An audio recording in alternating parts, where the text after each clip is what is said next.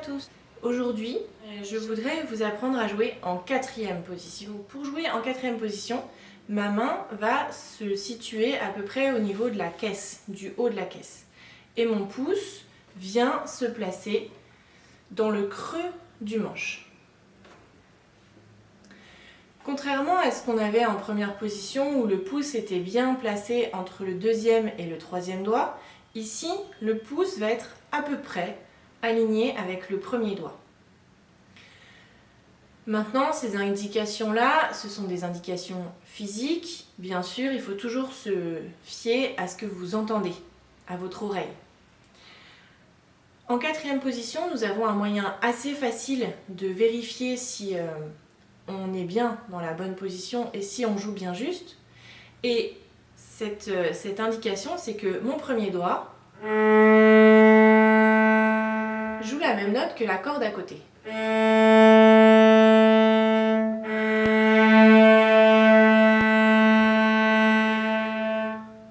Donc quand je joue le premier doigt en quatrième position sur la corde de Ré, je joue un La comme sur ma corde à Mi.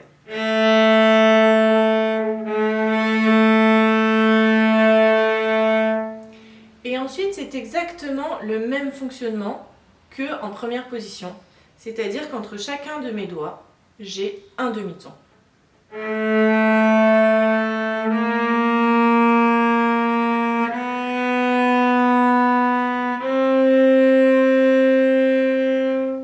Et donc si vous avez bien suivi, mon quatrième doigt, sur la corde de Ré, il joue un Do.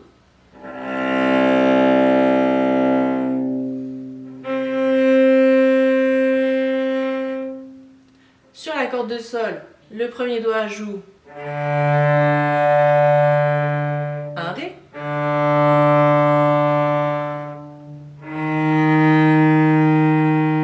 Le deuxième doigt joue un Mi bémol. Mi naturel et Fa. Et donc sur la corde de Do, le premier doigt joue un Sol,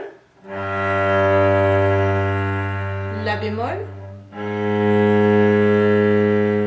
La bécard ou La naturelle et Si bémol. Alors, vous allez me dire, jusqu'à présent, toutes ces notes-là, on sait déjà les jouer. Vous aurez raison, on sait déjà les jouer en première position et avec les extensions. Maintenant, c'est si on va jouer sur la corde de La que là, on va apprendre de nouvelles notes. On avait un Ré en première position. Et donc en quatrième position, on va avoir un Mi. Un demi-ton au-dessus, Fa naturel. Un demi-ton au-dessus, Fa dièse. Et enfin, Sol.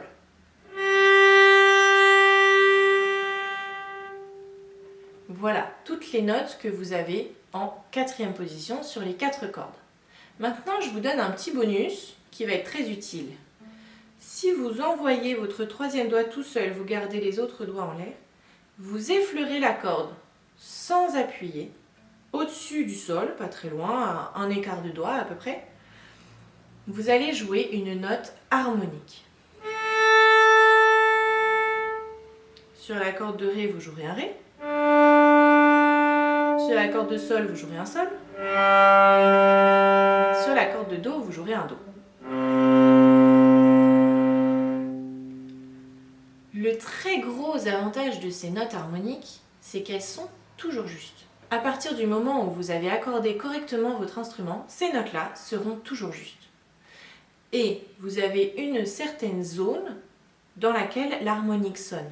Bien sûr, il faut trouver le point central, c'est là où l'harmonique sonnera le mieux. Et c'est là où, quand vous appuierez votre doigt, on apprendra ça plus tard,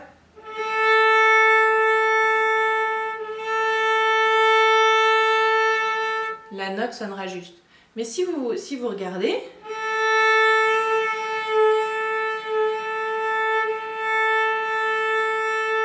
j'ai quand même un certain espace dans lequel je peux bouger mon doigt. Dans la vidéo où on accorde le violoncelle, je vous parle de l'accord en harmonique. Donc, vous jouez l'harmonique sur la corde La. Et le petit secret que je ne vous ai pas donné tout à l'heure, c'est que sous votre premier doigt, en 4e position, vous avez aussi une harmonique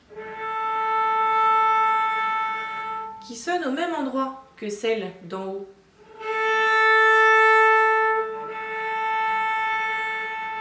Et pareil, si je fais sur la corde de Ré, j'aurai le même son qu'avec mon premier doigt en 4e position sur la corde de Sol. Et sur la corde de Sol, avec mon 3e doigt, j'ai la même note que sur la corde de Do.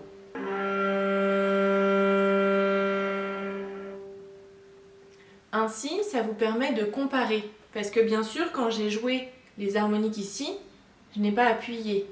J'ai juste effleuré la corde. C'est comme ça que je peux jouer harmonique.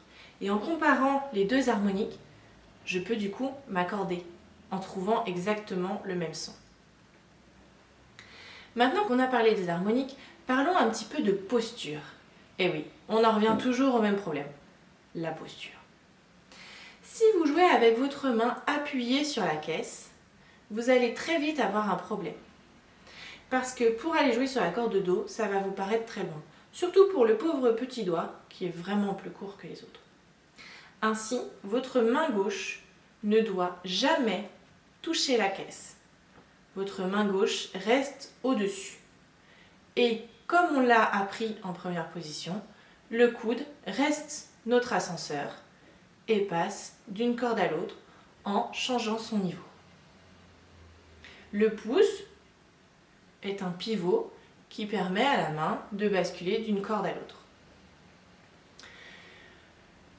Je vous laisse maintenant revisionner cette vidéo si vous en avez envie, et sinon, je vous laisse pratiquer pour apprendre à bien utiliser la 4e position. On se retrouve bientôt dans une prochaine vidéo. À bientôt!